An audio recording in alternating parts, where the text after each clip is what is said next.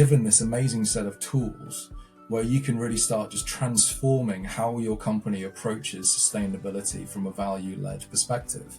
So if you go into this thinking that it's just, frankly, compliance, I think you're missing a trick.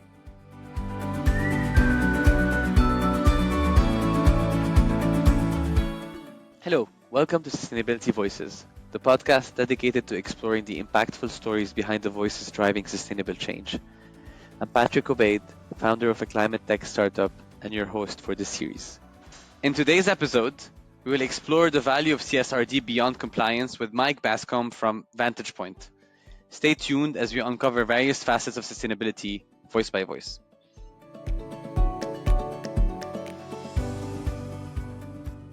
Mike, excited to have you on board. Oh, likewise, Patrick, and thank you so much for having me. And thank you for suffering through an entire day of listening to me jabber away about CSRD in front of a whiteboard. So surprised but delighted that you invited me to come on today. Absolutely, Mike. Passion and hard work will transform the world, and you embody both of these values. Let's jump straight in. So, as you know, like any other regulatory compliance topic, CSRD often carries a negative connotation. Many enterprises around the world, especially in the EU, see it as a burden.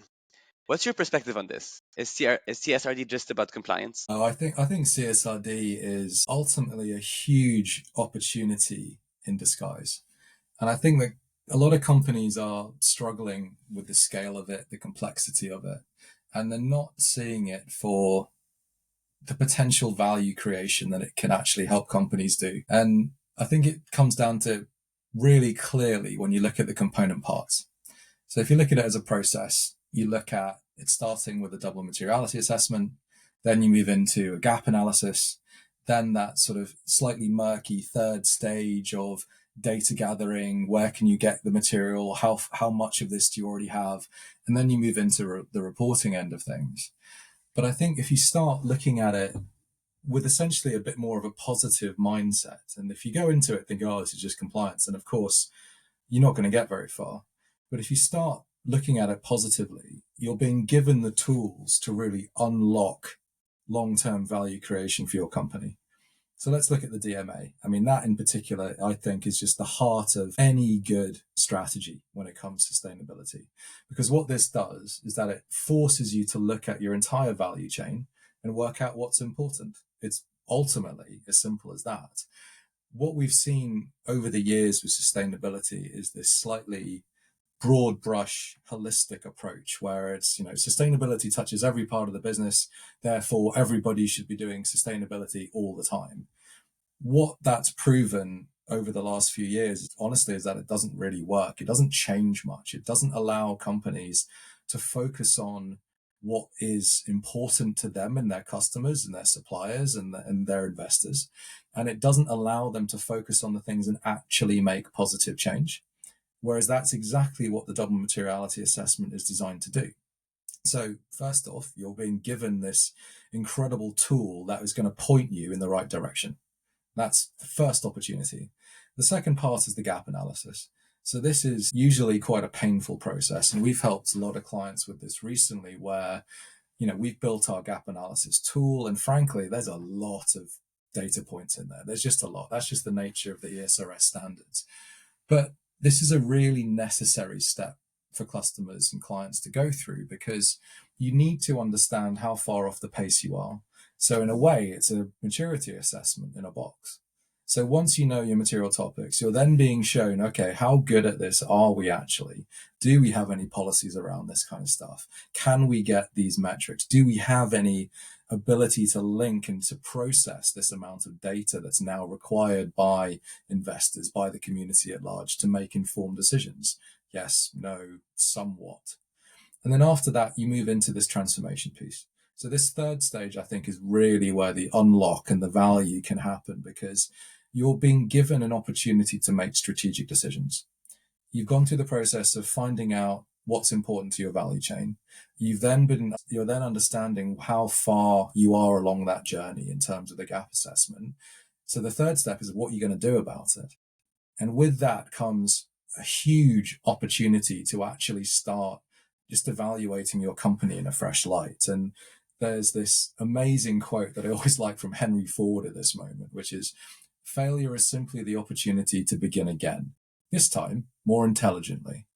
And I think at this stage is really where that opportunity can just come to light, because you can decide what areas within this you need to start focusing on, what the priorities need to be, what are these policies that you need to develop, what you need to be thinking about.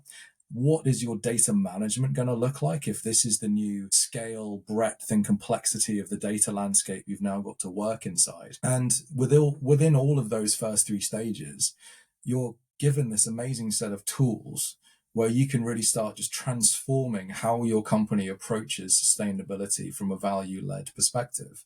So if you go into this thinking that it's just, frankly, compliance, I think you're missing a trick. Mike, I love the Henry Ford quote. I think one of your many powers is being able to help others visualize anything as an opportunity. And I loved hearing all these insights. Perhaps just to get more tactical, would you mind giving us a few insights or examples that surfaced as you were conducting a DMA with some of your clients in the last year? Sure. So usually what happens with materiality assessments is that they're done quickly, simply, and badly. And usually, and I've seen this happen so many times, where people treat it as a tick box exercise.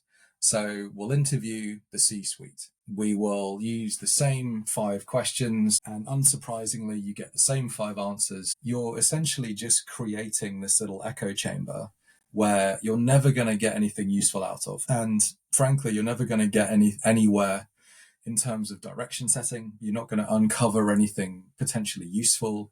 You're not going to see any potential risks or opportunities to guide that next level of strategic thinking. So what you need to do is to really dig deep when it comes to the DMA. And the way that I like to do this, and we've just gone through this with a client right now, where essentially they've done the DMA the first time round, and it was a survey-based approach. It didn't go well. They used I probably shouldn't say the name, but they used an online surveying tool, which everyone is, I'm sure, very aware of.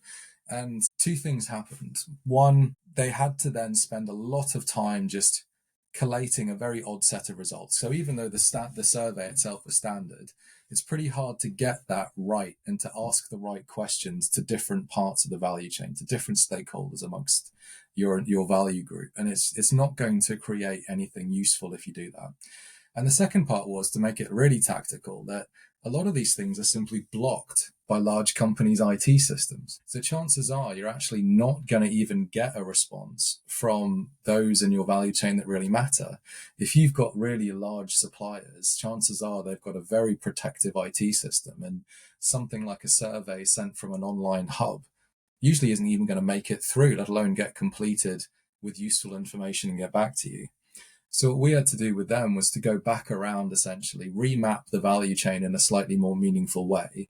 And then we went quite old school. And this is always the approach that I really like, of actually interviewing people. And what you're able to do then is to really dig into those really poignant questions.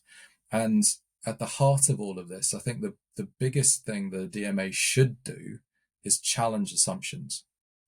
If you go into this and just expect an answer, or even worse, know what the answer should be and then engineer the questions towards that, you're always going to get this myopic view of what your company could be exposed to or could enhance itself with. If you go in and do this properly, speak to people, give people the leading questions to really uncover opportunity within their own sort of sphere of influence, that's when you're going to find out some really interesting areas. And naturally, you then have to go through the rest of the process, making the thresholds relevant, looking at severity, irremediability, etc., all the good EFRAG guidance and process that you have to go through. But it all starts with that initial discovery and that data gathering with those stakeholders. And if you do that authentically, and if you do that meaningfully, you will ultimately get a much more useful DMA that can point you in the right direction. Super useful, Mike. Mike, I'm going to wear the hat of a skeptic here. Imagine I'm Sure. a CFO of a $1 billion manufacturing company based out of Arkansas in the United States with presence in, let's say, Belgium and the Netherlands. I've never heard of DMA. I've never heard of CSRD. ESG is being politicized as a term in the United States. Um, I'm a big skeptic. Like, why am I doing this? Like, what value is this going to bring to me? This is just an extra burden to take on. I'm going to have to engage customers and suppliers, and I feel like I'm going to have to pull in a few favors to do that. Convince me. Like, why should I do this? I mean, obviously, some companies are mandated to do this, but how can I, as a CFO, visualize this as an opportunity versus a mere burden? No, fair enough. It's certainly not the first fake Arkansas CFO I've spoken to on this topic, so it'll be good. But I think we need to just pan back a little bit and look at the way that economies are evolving. So the world is changing its economic system. We're moving to a low carbon economy. That's due to physics, biology, and chemistry. That's due to climate change, social inequality, and all the things that we're living through in real time now. And we're obviously well past the point of debating this. And obviously, there are people who still will. But the reality is, look at Florida, look at the hurricane season this year, look at what's happening in terms of the wildfires in Canada, etc. Things are changing very quickly. And with that, businesses need to change. So there are, again, it's a mindset thing as much as anything else. You can either watch your value erode as a company, you can either comply to the minimum level and hopefully preserve current value of your company and brand, or you can see this as an opportunity and actually create value. And I always like to think of this in terms of sort of inputs and outputs. So you're a company and you're stuck between these two forces. The first sort of like essentially the sticks, let's call them. So you've got your regulatory compliance, you've got massive fines being talked about in terms of CSRD. You've got jail time in France, if you know, as a potential penalty for this, 5% of turnover. Like this is a big deal just in terms of that monetary punishment if you're going down that route. But there's also obviously the reputational value, the brand value that comes with failing to do this. But what you're not doing with any of this is actually just keeping pace with what people want. So your consumers, your customers are changing rapidly. They've never been more informed. They've never been more able to make a decision and vote with their wallets than they ever have until now. And we look at all the data coming through, and every generation, this sentiment gets stronger and stronger and stronger. And we've seen the likes, the rise of Patagonia and companies like that, which is great because companies want to buy products and services from companies that align with their values. They also want to work there.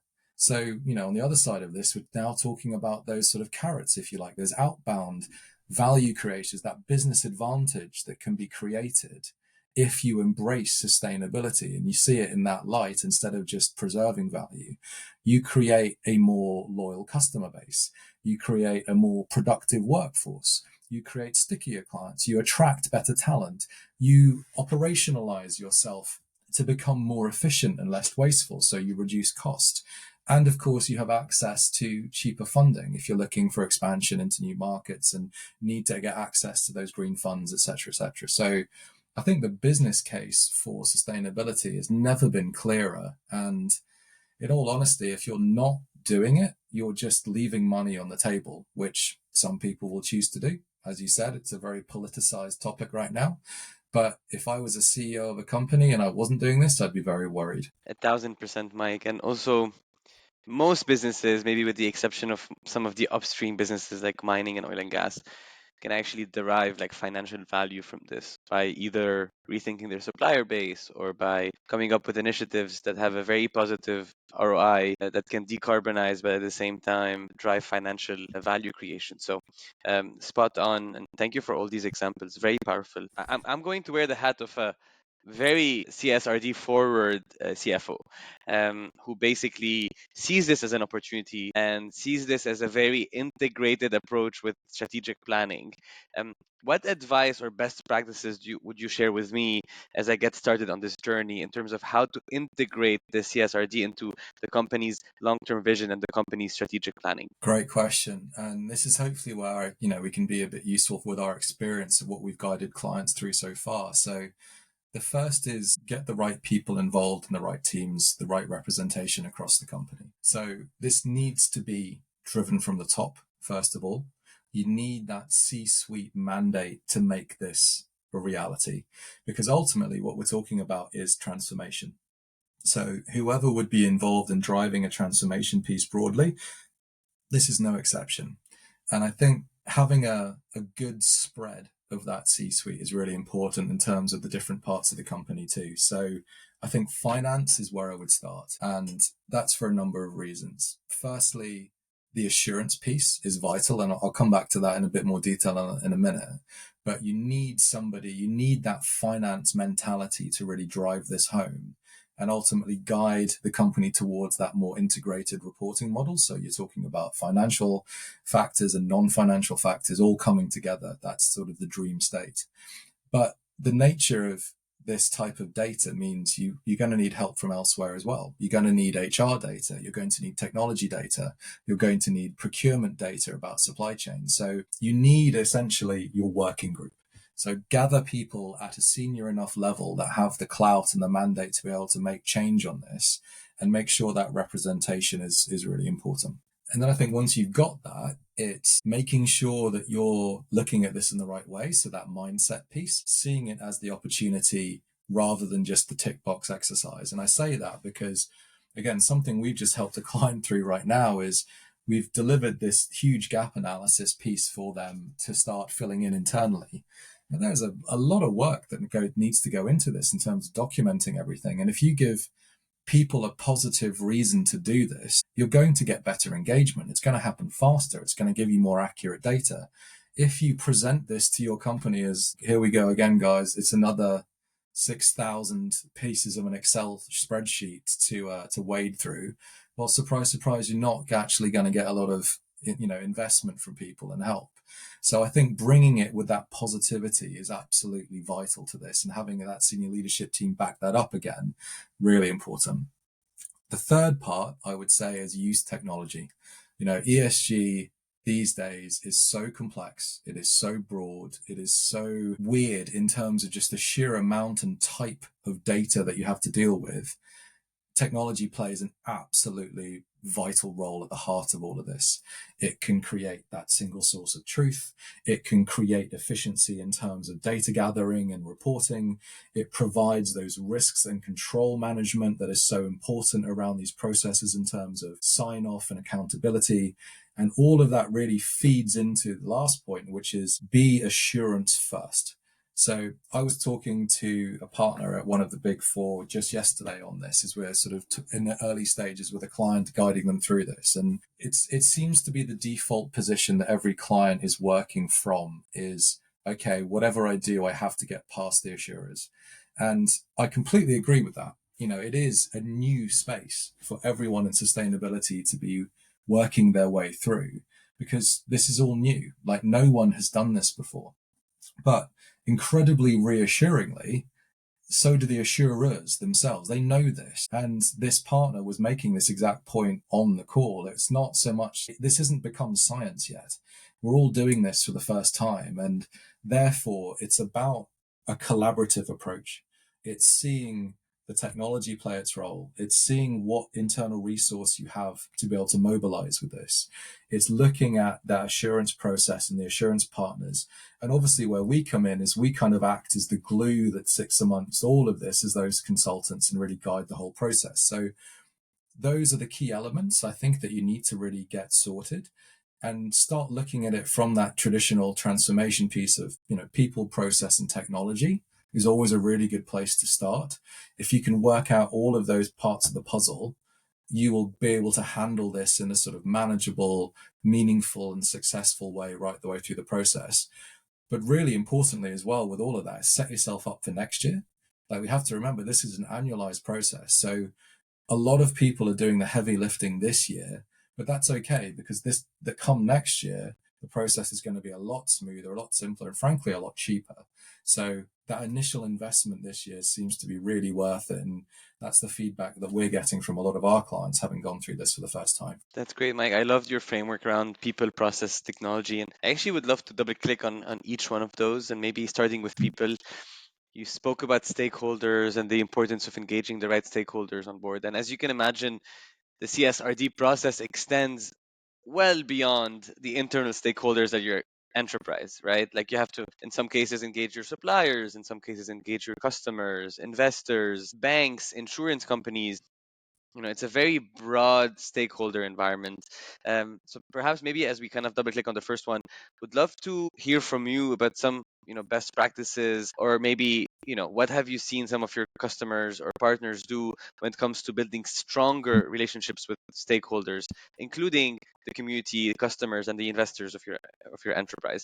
Like, where do you begin? How do you frame it? What are some best practices that you'd like to share with us that others can learn from? That's a great question. I got asked this morning in a workshop, so I've got a nice fresh answer for you. But maybe slightly optimistically or maybe slightly cheesily, I think it starts again with positivity. And I think you have to introduce people to the concept of what they need to do for this project with the view to the bigger picture, right? Like ultimately all these things are about EU taxonomy, CSRD. This is all about moving companies to become more sustainable so people can enjoy the future from a climate perspective, from a societal perspective. All of this is about positive change. So when you're setting people up to work on this, I think it's really important that you start with this mentality and being able to try and inspire people, frankly. And what it comes down to is understanding the role that they can play towards this more positive future. And one of, I think, sustainability's superpowers is really that ability to inspire and galvanize a workforce around a project. So I think starting from that perspective tends to get people motivated really quickly. And after the fact, it's usually just a case of good management and it's keeping people up to speed. But I think, again, this is an area where technology can play a really good part, and sort of linking to the third element, where if you've created a single source of truth, a hub which can house all of this, you're going to be in a much better position tactically to manage that flow of data. So the earlier you can onboard a technology partner to play that sort of that middle ground role, to house everything together, to report on progress, that makes it really clear how far along that journey you've got to, that's naturally going to help people and keep those people motivated as they have to go through this process in its entirety. Love that insight, Mike. I totally agree with you. I think, I guess, two things to reflect on. One, I loved your topic and around positivity, and I'd love to maybe double click on that shortly. And the second one is the power of having the data in-house, verifiable, auditable data infrastructure that can enable not only reporting, but can help beyond that with what I call responsible decision making. Perhaps one follow-up question there is, in addition to CSRD compliance, some of that data that you're gathering can help drive more responsible decisions. Would you be able to elaborate on examples of decisions that you've seen or helped enterprises make with the power of that data that they've gathered for the sake of CSRD? Oh, okay. That's a good one to try and draw out. So I'm going to talk, it's not CSRD specific, but it is entirely sustainability reporting specific. So I was working with a client about a year and a half ago that works in the printer resales sector. So not on the face of it the most exciting example you're going to hear, but bear with me because it does prove a point. And this was a company that worked with a large Japanese printer manufacturer. They acted as a distributor for the UK market, very much that B2B position. And when we started working with them, we mapped out their value chain, we mapped out their emissions profile, and we noticed, weirdly, there was this huge spike in waste and we just couldn't work it out. So we did some initial interviews and we had this one data point that just kept sticking out because we couldn't justify it, we couldn't make sense of it, but we knew it was accurate. So we needed to understand the story behind it. And what we ended up doing eventually was just going to the warehouse itself and trying to literally digging through the source and trying to find what was causing this massive spike in waste. And we got there, and out on the forecourt in the car park was this huge skip full of CDs. And this was undoubtedly a big part of contributing to this and like a symptom of the problem. So I asked the manager, I said, why have you got a skip full of CDs outside? And he began to sort of explain the story to us. And it turns out that this Japanese printer manufacturer was sending B2C versions of all their printers to this distribution company. So every time they got a printer, They got a whole ton of packaging. They got a whole ton of CDs. I mean, with all the installation software and everything on it, which of course no one's used for 20 years anyway. And the company just sort of had this on the conveyor belt. They just sent, they didn't have a B2B version. So we found this really unique, weird data point, dug into it. And then we thought, okay, well, how can we turn this into a strategic advantage for our client? Because they were a bit worried going into this process initially, because they saw themselves as stuck in the middle of this value chain. It's like, oh, we're dependent on these guys, we're dependent on these guys. What do? We can't really affect anything. So we wanted to try and do something that could really shake things up, or at very least give them some serious advantage in terms of going into the following year. So once we had uncovered this, we then worked with them to craft the messaging, to craft a story, and to craft a solution, essentially, which they could then take back up the value chain to go to these Japanese manufacturers, where we could put the business case together for, look, we don't need all of this stuff. If you give us a B2B version that looks like this, complete list of what we put together, it will save you money because it will reduce volume and transport costs. It will reduce your carbon in terms of your shipping costs. It will reduce your scope 3 costs because we're part of that. And generally speaking, everyone wins. So it was just a really interesting example where if you have good quality data that you're sure about, and you can actually dig into it in a meaningful way, there's usually a way of turning that into a really interesting strategic advantage if you're willing to put the work in. So I think this is just like a minute example and a weird case, but it's always one that's stuck with me because I'd never thought I'd go into a project working with that type of company in that particular value chain and come up with something interesting. Yet there we go. It's one of those good stories that I think will, live with me for the rest of my career. Mike, I love what you said around everybody wins. I've always said that success doesn't need to be a zero-sum game. And I'm a true believer that with the rise of CSRD compliance and the need for accurate auditable data, and with more companies incentivized and encouraged to submit that data, we're hopefully going to be moving towards a world where everybody wins. So I really loved you talking about that. Maybe digging a bit deeper into that and trying to maybe, let's say we're fast forward, this is 2035. How do you envision the business world being, and how different would it be vis-a-vis where we are today with the rise of compliance frameworks like CSRD and many others around? Okay, peering into the crystal ball then. So I think CSRD is designed to make companies comparable. It's designed to make the choice that investors and consumers and governments and policymakers have about which companies to support and which not to. So I think as we see CSRD become more and more adopted, we'll start seeing that easy comparison between companies become more normalized. And I think that will naturally just force change. It'll force so much change because right now it's still, even with the clearest business case in the world, there's nothing that a company will respond to faster and more deeply than losing to a competitor. And I think we're going to see, as companies start getting preferred and creating essentially that incentivization towards more sustainable companies, naturally that's just going to flow so much capital in that direction. And the policies will then start changing to back that up. The minimum standard will rise. So personally, I'm quite positive, and I think CSRD is a fantastic tool that, as long as the EU enforces it correctly, will actually drive a lot of change. And I'm excited to see where that goes. The rest of the world is still interesting to see how all that shakes out. Obviously, we've seen a lot of change this year in terms of global elections. There's a lot still out there to be talked about, decided, and worked through from a policy perspective, a regulatory perspective. But the one thing that's not going to change is the fact that we are in the middle of the climate crisis. We're in the middle of a huge amount of social inequality, and that's going to take a long time and a lot of effort to resolve. And the more we can do to support the transition towards companies that are more positively affecting that than negatively, that will always be a good thing. Absolutely, Mike. And for all the skeptics out there who just negate the fact that climate change is happening or social inequality is not present. The data never lies at the end of the day. I love what you said earlier, Mike, around the floods in different parts of the United States. And in a way, like, the biggest sign that climate change is already happening is property insurance prices, right? If you go to certain parts of the world right now, good luck getting insurance on your property.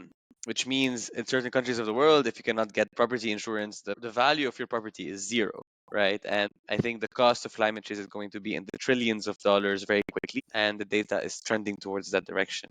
And change is more urgent than ever. And for me, CSRD is the first step in the right direction, as you rightfully said, Mike. So loved all the insight. Would love to double click on process and technology a bit more. So for companies getting ready to start their CSRD journey, what should they watch out for? I know you mentioned earlier sending surveys and then switching, not away, but adding to the surveys also some like stakeholder interviews.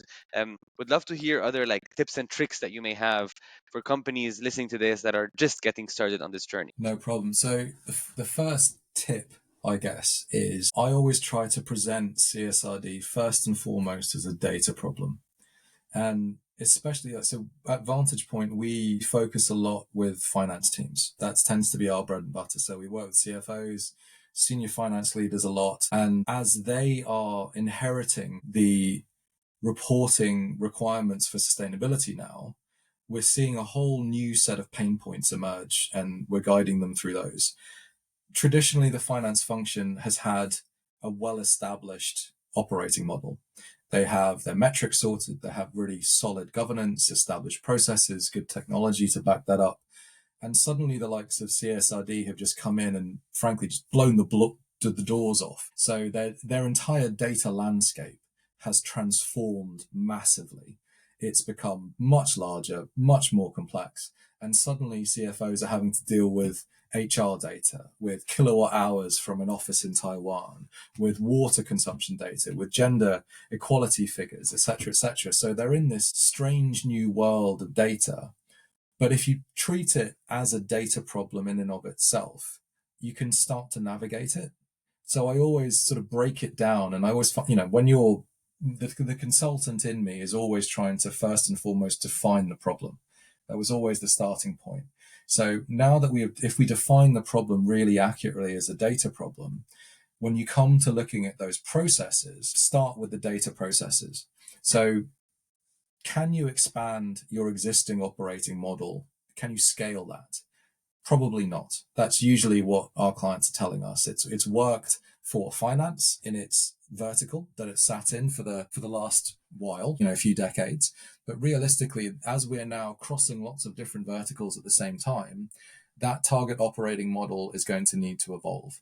So when you're looking at those processes, make sure that you're looking at it from that perspective, because once you get your hands essentially around all those data points, you can work out the governance around them, the controls, you can work out the sources, the data architecture. You're bringing your IT teams in, you're bringing your HR teams, you're integrating all those different sources of technology and other systems that have this data ideally, or you're just mobilizing that internal resource to be able to go out and get this data, to start acting as, this, creating this web and this data flow architecture that needs to happen. That's how I always approach this and how I guide my clients through this, because if you understand that problem in that way, this is manageable. If you start seeing it as 15 distinct problems, all needing a slightly different solution, you're never going to be able to have any control over it. You're never going to have a scalable, repeatable system, which is what ultimately CSRD needs to be. I love that vision, Mike, and I could not agree with it more. Part of me just cannot wait to get to 2035 and look back and see all the progress that we've made as a planet, and especially, knowing that you, Mike, were a big part of that change as well. Maybe on a more personal note, you mentioned positivity earlier, Mike, and one of the many traits that I value in you as a leader is your ability to visualize positive outcomes in any challenging situation. Like, what is the secret behind that positivity? Oh, wow. Thank you. But so I'm very lucky in that I absolutely love my job. I feel it's an incredible privilege to work in sustainability, and I get reminded of that every single day because of my girls. I've got a 7-year-old and a 4-year-old daughter. I want them to have the same access to nature and wildlife and travel and all the wonderful things that I did when I was growing up. So I have this very powerful, very constant source of motivation. And I'm a complete nature boy. I live in the middle of Sussex. I'm out on the South Downs all the time. I'm either hiking or mountain biking, taking my girls with me. And that's my happy place. And I want to preserve that. And the fact that there is this consultative world that now feeds into that I'm allowed to play a part in, I find, as I said, I feel it's an incredible privilege. So, I get very motivated. I'm also very lucky in the sense that I work at Vantage Point. I work with very clever people, very motivated, very capable teams. So not only do I feel like I want to make a difference, I've got that motivation, but I also feel like I can make that difference because of the people and the teams I've got around me. And, not to sound too sycophantic, Patrick, but that also extends to our partners like you, right? We're doing things that actually make a difference. We are rewriting the rule book, especially in this sort of CSRD space. And for me, it's motivating, exciting, inspiring, and I can't wait to carry on tomorrow. Mike, I feel very lucky that I get to work with you and continue working with you in the coming decade. No, this is really powerful stuff. I loved every bit of our conversation, and as I said, I really look forward to the future and working with you. Perhaps as we wrap this up, any final thoughts for sustainability leaders out there that are fighting daily battles? They wear multiple hats. Like, one of them is project managing CSRD. One of them is internal communication. One of them is the finance hat, the legal and compliance hat, many, many more hats as well, like sales and marketing in some cases. Any words of advice or maybe final, like, positive thoughts for these leaders fighting these daily battles? No problem. Well, I think, eco anxiety is a real thing. And I've had to manage teams through this in the past, people who get affected by this. So I totally empathize with that position and the struggle that a lot of people go through with this. And I think for me, it's about breaking out of the day to day and reminding yourself why you got into this. And one of the things I like about working in sustainability is that people who work in it tend to work in it for a reason. They tend to care. They tend to have a motivation that goes beyond this sounded like a cool job. There's usually something a lot more personal there. So I would say to those folks who are suffering, just remember that kernel of what got you in here. That hasn't changed. There's still a lot of work that we need to do, but there's also a lot of help out there. There's always someone to talk to, and I'll very happily put my hand up and say, if anyone wants to get in touch and has an issue like this, I'm always here to have a chat with people because, I know what it's like. It's not an easy thing to deal with sometimes, but it is a fight that's worth taking on. And that's the bit I think that ultimately excites me. We are in the middle of a huge challenge, but I remain thoroughly optimistic that it's one that we can actually overcome. Absolutely, Mike. Well, thank you so much for this episode. For our listeners out there as well, thank you for listening. Mike, it has been an absolute pleasure to have you on this episode. I learned a ton and I'm very grateful for your time. Thank you. Likewise, Patrick. Thank you for having me.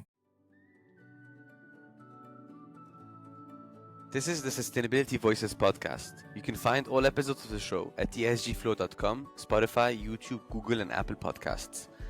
If you enjoyed this episode, we'd like for you to subscribe to stay connected. I look forward to welcoming you on the next episode of Sustainability Voices. My name is Patrick Obaid. You can find me on LinkedIn. Thanks so much for listening.